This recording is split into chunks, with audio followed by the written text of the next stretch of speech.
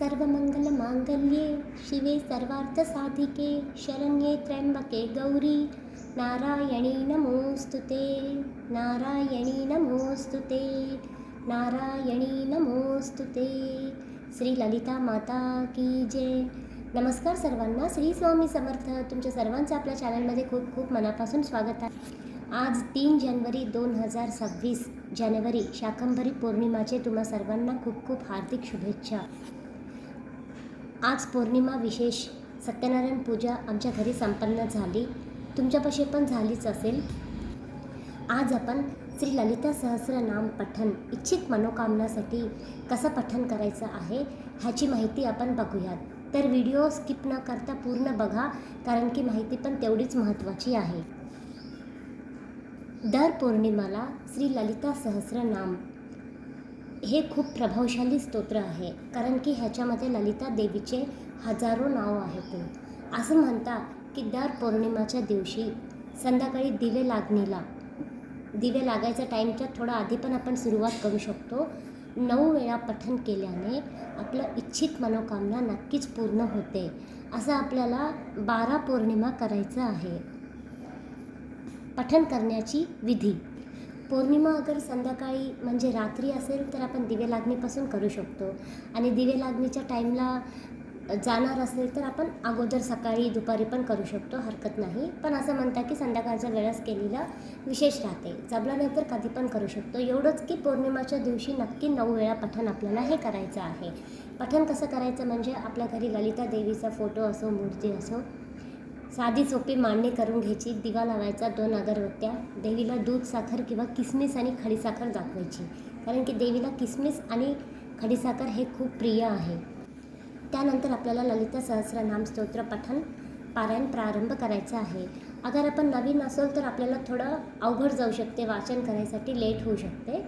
त्यासाठी आपण काय करायचं, आपल्या घरी इतर मंडळी असेल, भाऊ बहिणी, जावा कोणी पण असतील तर आपण सोबत पण पठण करू शकतो। डिवाईड करून 9 वेळा पठण करायचं आहे। आता आज शाकंभरी पौर्णिमा झाली, पुढच्या पौर्णिमापर्यंत जे कोणी नवीन आहेत ही सेवा करूत म्हणून घ्यायला, तर त्यांनी आतापासूनच रोज फोनमध्ये किमान 1 वेळा तरी ऐकत चला म्हणजे फोन लावून इकडं तिकडं जाणं नाही, ते कसं उच्चार करतात ते ऐकत चला, म्हणजे तुम्हाला नंतर पोथी घेतलं तर पठण करण्यासाठी इझी जाईल। ह्या स्तोत्र पठणाने देवीची आपल्याला अनुग्रह प्राप्त होते, देवीचे दृष्टांत मिळते, इच्छित मनोकामना पूर्ण होण्यासाठी सहाय्यता प्राप्त होते, घरामध्ये नकारात्मकता कुठल्याच प्रकारची राहत नाही, नजरबाधा होत नाही, भीती वाटत नाही घरामध्ये। ह्या स्तोत्र पठणाचे अनुभव मला स्वतःला खूप आहेत। म्हटलं मी वाचत होते ललिता सहस्रनाम पारायण, तुमच्यासोबत पण ही माहिती शेअर करावी, त्याच्यासाठी व्हिडिओ बनविला आहे। आणि दर महिन्यामध्ये पंचमी येते, पंचमीच्या दिवशी पण ललिता सहस्रनाम स्तोत्र पारायण केल्याने ह्याचे फळ खूप पटीनं आपल्याला प्राप्त होते। पंचमी नाही जमल्यास पौर्णिमा नाही जमल्यास पंचमी, कदाचित दोन्ही पण नाही जमले, कधी काही अडचणीमुळे राहून गेले तर शुक्रवारी, मंगळवारी आपण पठण करू शकतो। आणि रोज पण पठण केलं तर अतिविशेष।